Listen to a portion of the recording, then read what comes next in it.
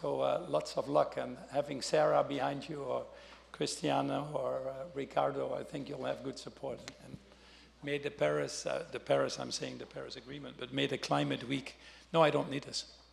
The Venice Climate Week, it's amazing to see how this has grown and how important it is. I actually just came back this morning. I flew in from Denmark. I was in the south of Sweden. We have created a Food Planet Prize, which is the biggest prize now that is being given to the best ideas that revolutionize our food system. As you well know, a system that's pretty broken. But I left fairly encouraged to see what actually happens on the ground by people when they get together, the willpower in an environment sometimes that's not so easy. The winner this time was Andhra Pradesh in India, where people are working to get 8 million, basically women actually, smallholder farmers to move to regenerative agriculture. If you then see the impact on livelihoods, on use of our scarce resources, on regenerating the land, it makes you hopeful. I used to think that you need a lot of optimism and hope to get people into action, but the more I'm around, I actually see how action galvanizes that hope itself. There is so much going on. And I'm sure in the last few days that you've been here at the Climate Week in Venice, you get that same idea from the amazing people that are talking. The thing I wanted to briefly talk about is perhaps sketch a little bit of where we are and how we see this world, because it's hard to predict, and it's certainly not a tidy world. You know, you had actually an Italian that lived around the 1900s. He died in, I think, 1935, more or less. And you might have heard him, Antonio Gramsci, and a philosopher, a politician, probably from a different orientation than what we need today. But he said something that actually is becoming much more relevant as we're facing a future that actually is not so tidy, and a change process that is going to be difficult. The tensions that you see today and the pressures that are there will be with us for a while. In the transitions that we need to make from the old system to the new system, there's a vacuum when that happens, and I think we're in the middle of that vacuum. And interestingly, when he wrote about it from his prison cell, it was actually, he said the old system is dying and the new world struggles to be born. And that's a little bit where we're in. We're struggling to create something that is really new. And when that happens, he said, you get morbid symptoms, which are really a little bit interpreted in modern days, that that's when there's time for monsters. And I hope you agree with me that in some places in the world we're starting to see these monsters emerge, and we need to be mindful of that. But you know, we've done, and this was by the time just after World War I, when also the political system wasn't working, when the economic system wasn't working, when many people were wondering, you know, what is this new system that is coming out of it? We didn't figure it out then, and ended up with World War II, if I may be a slight historian. Now we have an opportunity to do it slightly better. But think about it. For the last 50 years, we've been fairly lucky. We didn't really have to do much to create an enormous economic progress in this world, lift enormous amounts of people out of poverty, and doing that actually in a way that globalization gave us more opportunities. There's no question about that. The global political frameworks that we put in place during Bretton Woods have been really functional to make us work together, a normative-based system that we broadly accepted. We also didn't have to deal with the scarce resources that are now limiting our growth. These planetary boundaries simply weren't there. So lo and behold, we've lifted quite a lot of people out of poverty. If you just look at the last 2.5 decades alone, about 500 million people in China alone. The Millennial Development Goals, which we developed from the year 2000 to 2015, had a very simple objective to halve the number of people in poverty.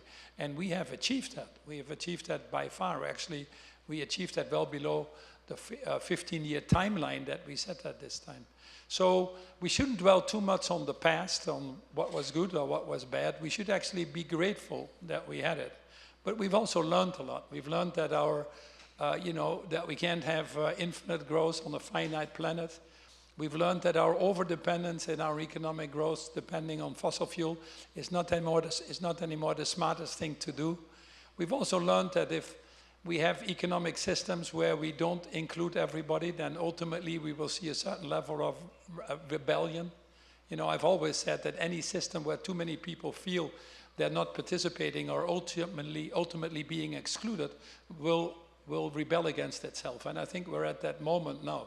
So it's time to create something new. It's time to create something better. You know, when the financial crisis came, some of you probably weren't even born then, but when the financial crisis came in 2008, it was very clear to me that we were pretty messed up in our economic system.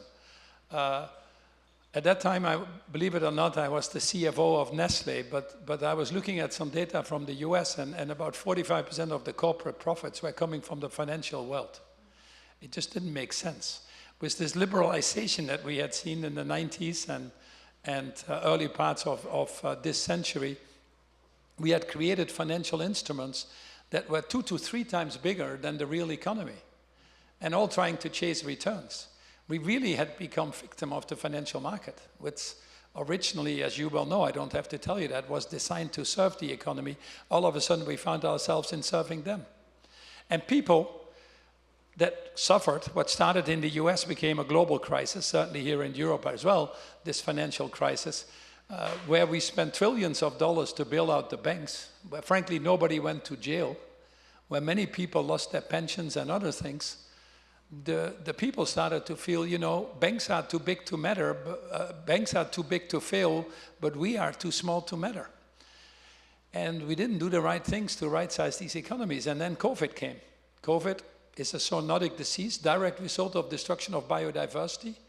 We had Zika, SARS, Ebola, Asian flu, and the list goes on. But this was a particularly nasty one. And again, Europe and the US rose to the challenge. We spent $17.3 trillion to save lives and livelihoods. Obviously, we would have to do that. I'd be the first one to agree on that one. But we hoarded about 4 to 5 times more vaccines than we needed ourselves, and we refused to give any to the developing markets. In fact, we closed our borders, also for material.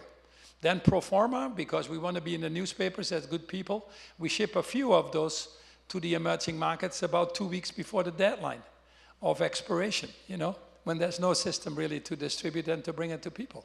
So people said, where's this global solidarity? You know, are we first and foremost citizens of planet Earth? Or are we just fighting for ourselves in a way that we all destroy, a sort of a zero-sum game, which it goes beyond zero-sum. It's idiotic when you both lose in the end, in my opinion. But people started to question what was happening. And yet we were able to spend $17.3 trillion, but again, we didn't right-size these economies. About 5% of that spending went to greening the economy. Most of the spending was towards the old, brown, destructive economy. Quite admirable, quite admirable. But it shows you how entrenched it is, how difficult it is when you need to change energy systems, healthcare systems, food systems. It's not so easy to do. So where do we find ourselves now? In a really good situation. First of all, I cannot change anyway where we find ourselves, so it's better to just realize where we are. But I'm actually happy about it, because if you get one issue like the financial crisis, or one issue like the COVID, I believe it's all related. But now we end up with having to deal with everything. We have governments not working anymore. We have climate change coming there. We have geopolitical wars. We have the disruptions of AI, and the list goes on. Everything is coming together. So that's a wonderful moment, because we're finding that moment arriving when we have a bigger awareness of what is going on in the world, more than we've ever had. There's more data available to all of us than we've ever had, more understanding of what the systems change effects are of what we're doing. But it arrives at the same time as we have technology coming out of our ears. 80 to 90% of the problems we need to address can be addressed with technology that is available today. And guess what? Most of it is cheaper than what we are doing. We can challenge each other on all of that. Sometimes it requires us to work alone. Sometimes it requires us to work together. But we have the tools now, and we have the economics working for us. So when you then have so many different pieces on the ground because the teapot is fallen in 20 different pieces, we have the best opportunity that we've ever had in mankind to reconfigure something that is better. The best thing we've done, and Marco will talk tomorrow, Marco is sitting here, on what do we need to do to create, you know, to bring some of you might be familiar with the commitments that have been made in the biodiversity conventions to save 30% of the earth and start there and then start regenerating. So we need to create this net positive nature, and that's a big thing. But people are starting to understand now that we are an integral part of nature, that by destroying nature on which we all depend, that provides services of well over $100 trillion, bigger services than the economy itself was, that if we don't take care of that, we end up destroying ourselves. I think on climate change, we did a little bit of a lousy job by making it too scientific. We were talking that over lunch right now, by talking parts per million. Talk to Americans about 1.5 degrees Celsius, they look at you and they think you come from Mars. They use Fahrenheit for anybody who's traveled there. So a lot of the things were just out of touch with the reality of people. It was communicated with a sense of fear, a thing that was so big you couldn't get your hands around anyway. No wonder that anybody, including the private sector, kicked the can down the road. Now, fortunately, with the work of the Stockholm Resilience Institute, many others, you've undoubtedly seen many of the talks that Johan Rockström gives. We are now able to look at the planetary health, which obviously is also the human health, I don't have to explain that to you, in nine planetary boundaries. Things like land, things like water, things like forests, things like oceans, things like our atmosphere. And unfortunately, 7 out of these 9 are already beyond what we would think are maximum acceptable levels. We're now playing with fire. If you talk to the major climate scientists, which is a very evolving profession, it's very new, to be honest, because it's also very complex. If you have these 9 factors and they're interdependent, you understand that. But anytime they find out something, and I've followed them for the last 30, 40 years, but anytime they find out something, they're actually more worried about how close we are to what is called these negative tipping points. You talk to Carlos Nobre, who is one of the best climate scientists on the Amazons. He will say we're about 16% away from the Amazons becoming negative tipping points, where it doesn't absorb carbon anymore, but it actually starts to emit. In fact, there is already 30–40% of the Amazons that is doing that. And we're seeing the effects. We're seeing the effects in the droughts and the changes of temperature well beyond what we're used to for any normal season. We see the AMOC and changing the flows of the oceans. We see the Antarctics and the rapid melting of that. Anywhere we look, there are signs of stress that are beyond what we have seen until now, and arriving at us at a speed that is far beyond what we've ever been able to handle. The climate disasters alone, we have spent over the last decade more than $4 trillion, which is about 5 to 10 times more than the normal patterns of disasters that we had to deal with before. That's cost that we are paying, that's cost that we bear. So our point here is very simple.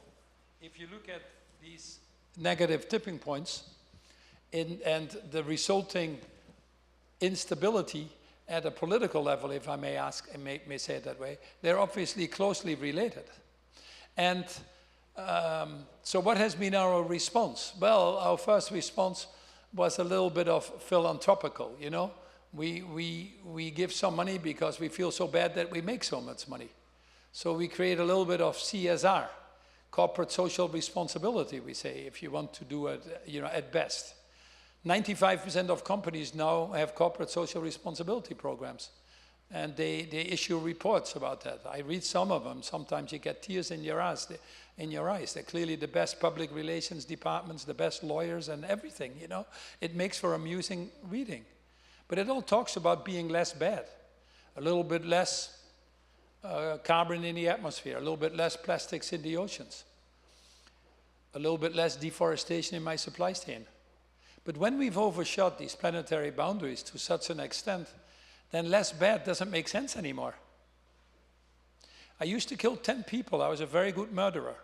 Now I only kill 5 people. Am I a better murderer? But this is in fact what we're doing. The reason that these wonderful sustainable development goals that you've undoubtedly heard of, we only have 17% on track. And with a little bit of luck, maximum 35% that can be achieved by 2030 is because, yes, we've had the financial crisis, we've had the COVIDs, that didn't help either, but we have a mindset problem that we think by being less bad, we can solve it. But if we grow these economies by being less bad, you still add to the badness. You understand what I'm saying?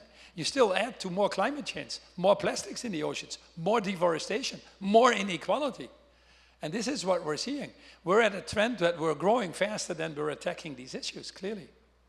The Sustainable Development Goals, by the way, is one of the best plans that we have developed for humanity, with a very simple objective: to irreversibly eradicate poverty and do that in a more sustainable and equitable way. I mean, I couldn't think of something better. At least when I grew up in the Netherlands, we were taught by our parents, thank God, and you know, they were victims of World War II, but that we have to fight for dignity and respect for everybody, that we have to fight for equity, that we need to have compassion. And if we fight for these universal values for all human beings, then it's worth living. If we start to categorize and think we are more important than others, or our growth or economic success is at the expense of others, I don't think I want to deal with that. I don't think humanity wants to deal with that. So the Sustainable Development Goals, a very simple sentence, not leave anybody behind, is probably the best plan that we have. But what do we need to do to get there? Obviously, we've never decarbonized an economy. We're carbon junkies. We don't know how to grow without carbon. Getting a little better at it, but we just don't know. We have a food system that if you come from Mars, you think we're the most idiotic people that have ever been invented. We cut down the forests, we keep the smallholder farmers poor, we keep the children stunted, we degrade the land. We create about half of the world's population that is either underfed or overfed. And then if we have too many that become overweight or obese, we invent something that we step in our stomach and think that that will solve the problem. And then we waste 30 to 40% of our food. If food alone was a country, it would be the third biggest carbon emitter in the world. It uses 80 to 90% of the water that we have. It's the biggest driver of poverty. A system like that, that wastes 30 to 40% of the food, just think about it. You must be a lunatic if you come from Mars and see what we're doing. You must be thinking this race humanity is off the wall. But it's difficult to change. We work on food systems for 30, 40 years already. And of course, they're very individual and at local level success stories.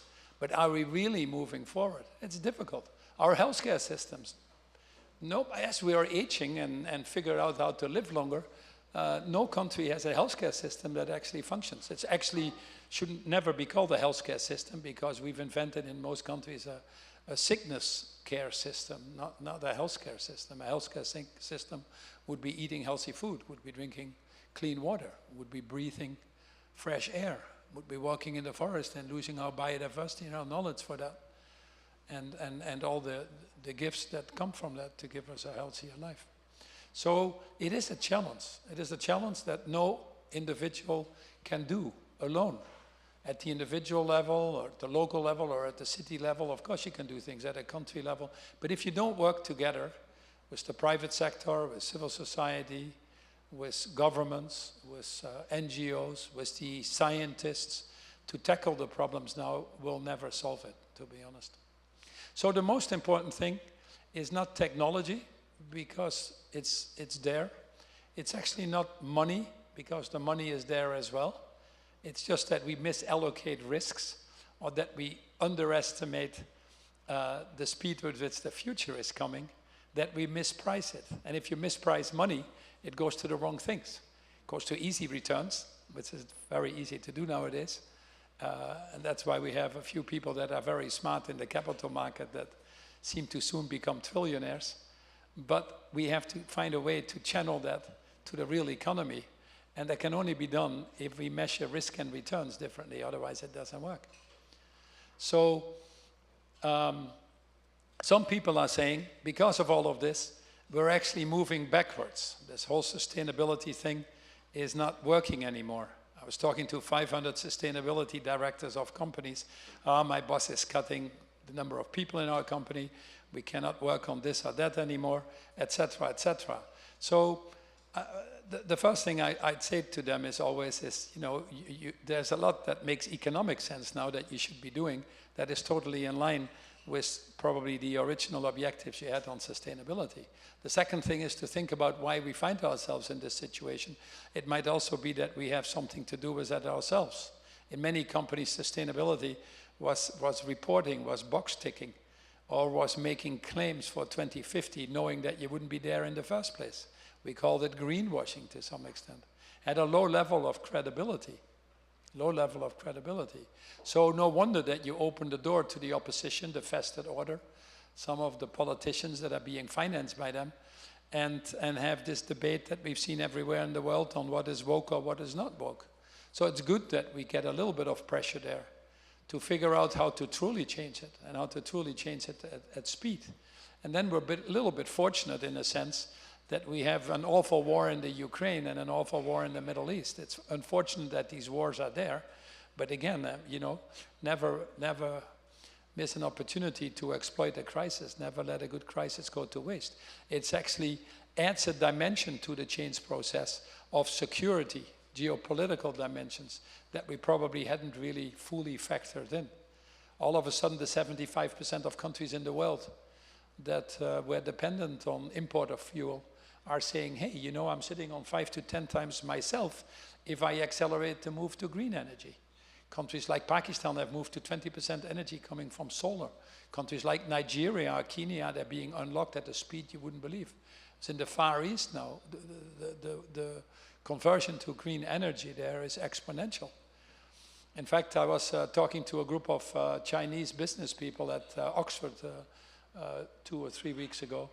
And the first 4 months of the year, China's exports of batteries, solar panels, electric vehicles, and many of these things has increased by 70%. When people thought electric vehicles were going in the wrong direction, it's actually accelerating.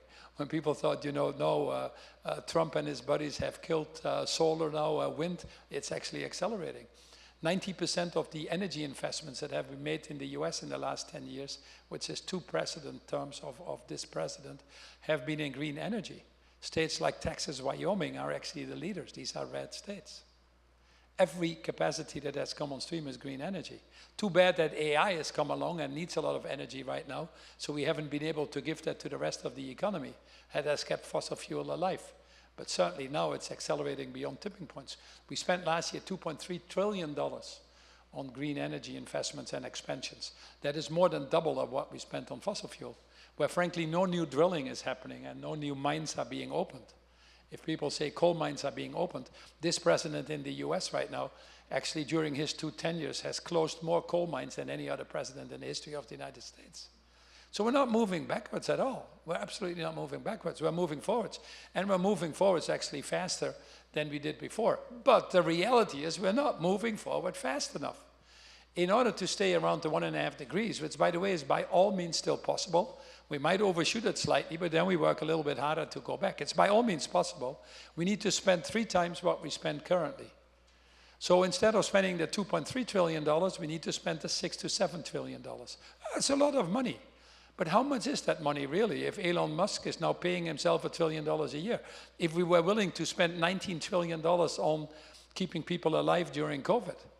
If we're spending already $6.5 trillion now on the costs of climate change? In fact, coming back to the Sustainable Development Goals, there are 17 goals that make up the Sustainable Development Goals. I can have a separate discussion with you for as long as you want it, that on every of these goals, we are already spending more on every individual goal than what it requires to make all of the goals come alive.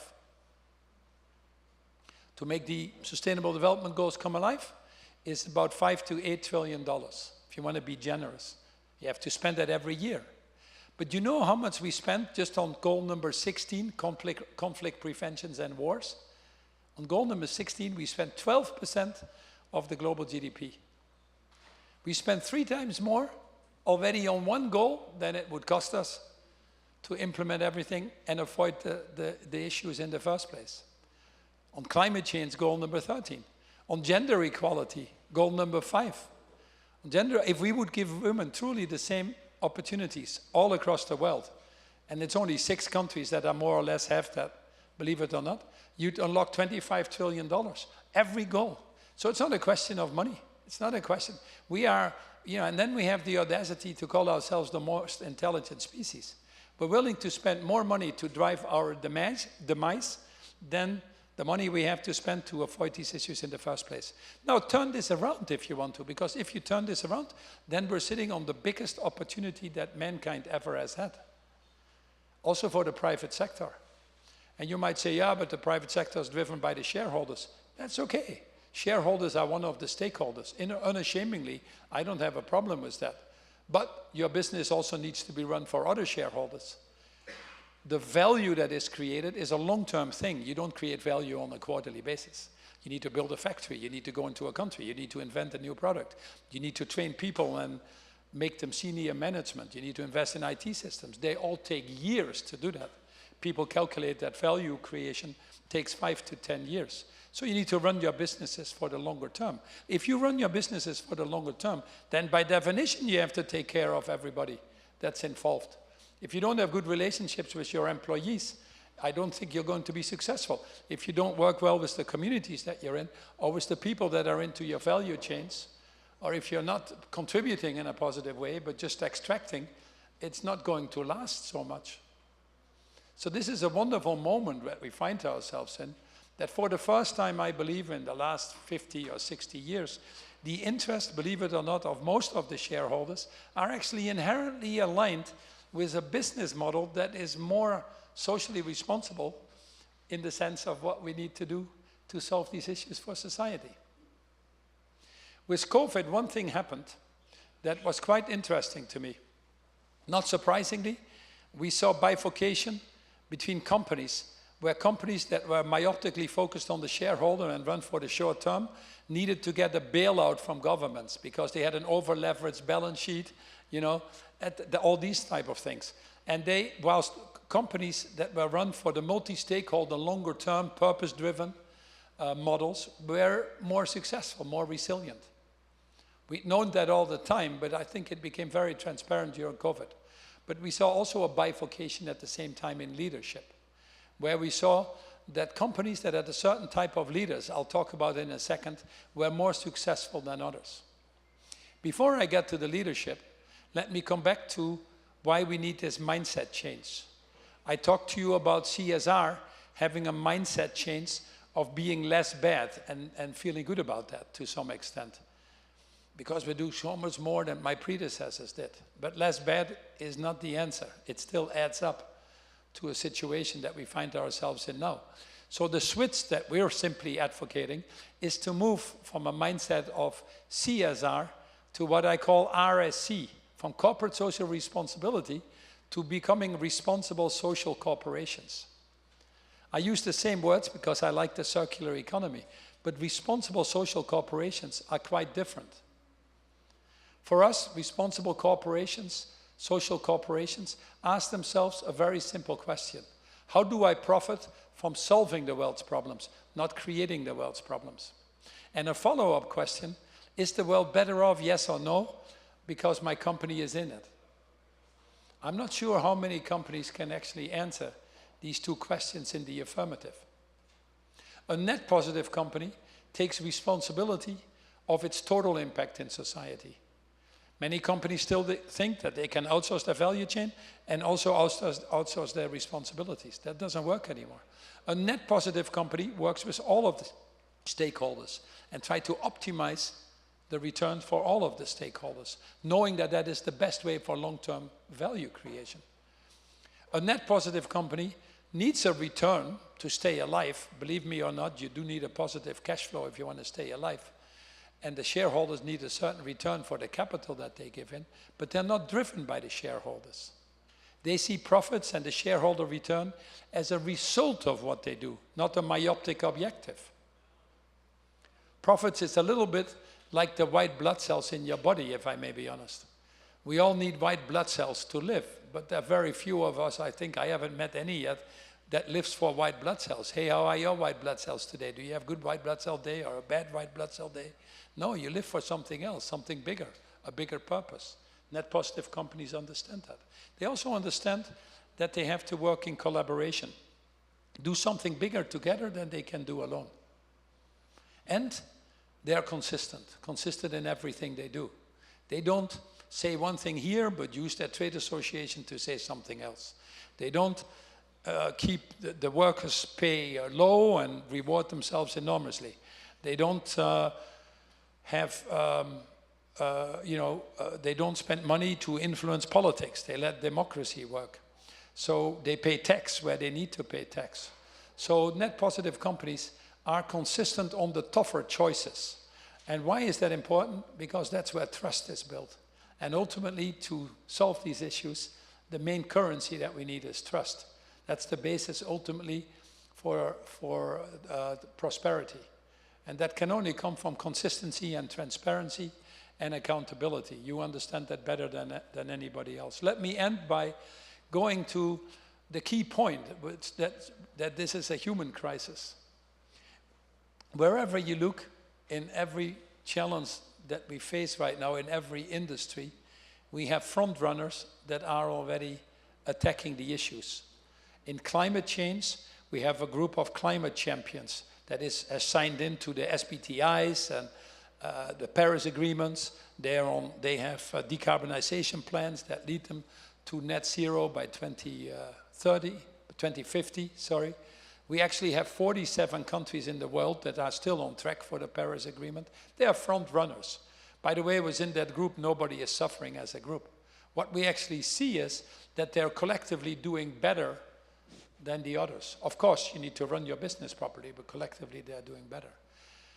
We see the economy of green economy being $7.9 trillion now at 15% growth. All the growth of the economy is there. Not surprising.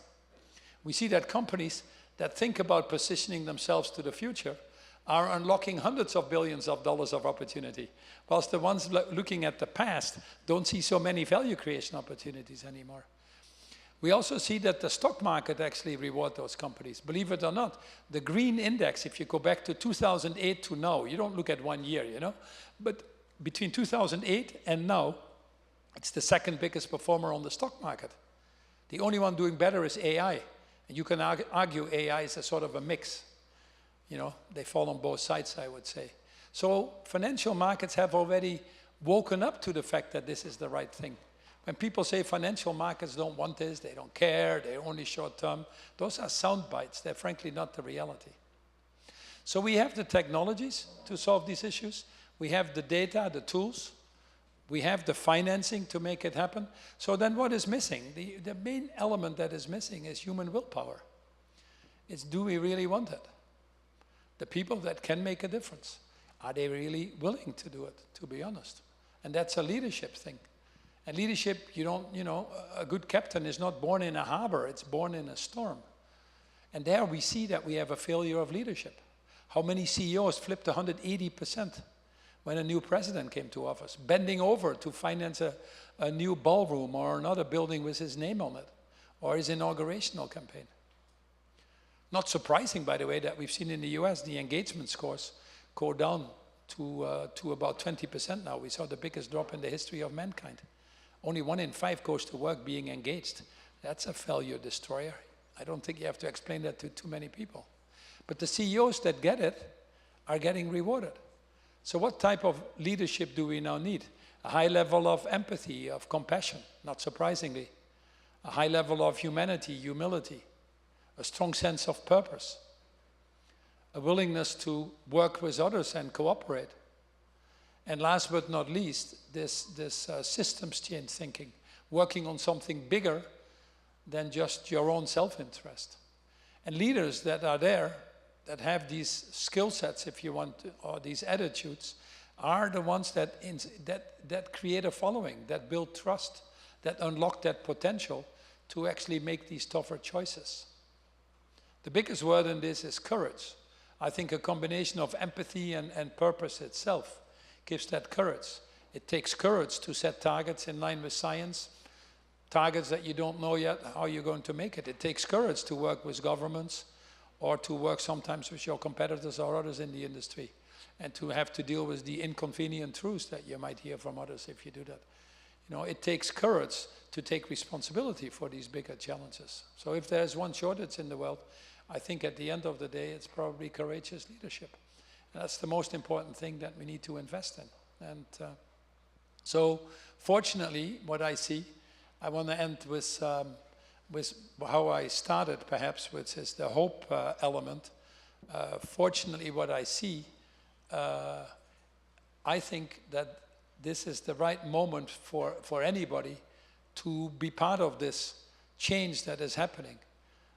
If you, provided you're just realistic about it, realistic that we are in a tough period, realistic that we have to work on our own self-resilience before we deal with these broader issues, realistic that we need to invest in ourselves at a different level than we've perhaps done before.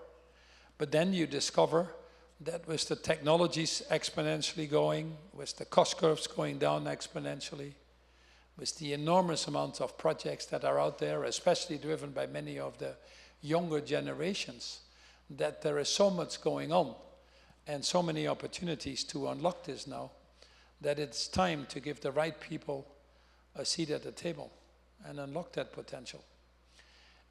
When I was running Unilever, that strategy was for us certainly working in terms of growing the company, growing shareholder value, moving to sustainable sourcing, creating livelihoods for people, ensuring that they had livable wages and all the other things, did never ever go at the expense of anything.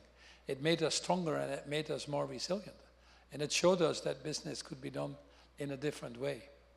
And the best way now, where we are on this sustainability journey, where we do need to get the private sector above all behind us to move forward, is to show, if you like it or not, that the companies that are taking more courage, that we support as citizens more, that they are more successful. Because no better way to change people than to create the fear of missing out on a train that frankly has left the station already. So I think I'm out of time. Good luck. Thanks. We'll talk later.